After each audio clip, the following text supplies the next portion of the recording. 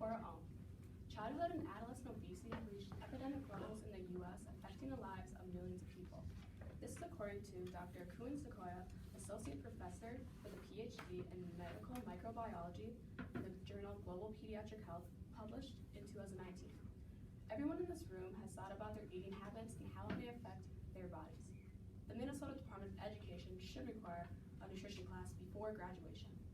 First, I will talk about the current data on obesity and nutrition. Second, I will discuss how we can improve education to teach youth about nutrition.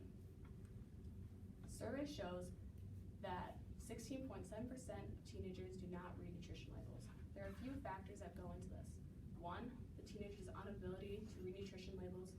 Two, the small nutrition label size, and just their inability or need to want to read the nutrition label. In addition, adolescent athletes tend to skip breakfast, which is one of the most important meals of the day. This is according to Dr. Megan Dalton, senior lecturer at the University of Massachusetts for 5 years in the journal Nutrition, published in 2018. Along with this, not being fueled for physical activity may be dire, as athletes need to stay in shape for their sport. If athletes who tend to skip breakfast may carry this into adulthood, which will affect them later in life. Current teenagers that have obesity problems tend to carry that into adulthood with them. This is according to Rithro Fatman, a journalist at the American Psychological Association for 10 years in the journal Current Research in Nutrition and Food Sciences, published in 2019. This may be severe, as it implies to many degenerative diseases such as hypertension, diabetes, poor self-esteem, and even serious forms of depression. It has been shown that countries all over the world are taking a stand on implementing nutrition classes. In the Philippines, they teach nutrition classes K through 12.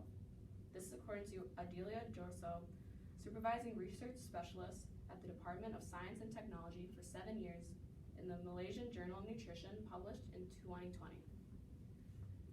Schools in Minnesota have the freedoms to develop their current standards for nutrition classes. There are 5 main topics. First, mental illness and awareness, violence prevention, AED and CPR instruction, character development, and violence prevention. In Minnesota, you need 21 and a half credits to graduate. The average student in Minnesota graduates with about 23. In May of 2023, Governor Walz signed legislation to support free meals for K through 12 students. Before this, Minnesota had not had any bill in place supporting for free meals for students. Now that we understand the problem that inadequate education causes, let's examine a workable solution. The Minnesota Department of Education should help and require wellness standards in classrooms. Health classes should require a nutrition class to help better the understanding for child and adolescent nutrition.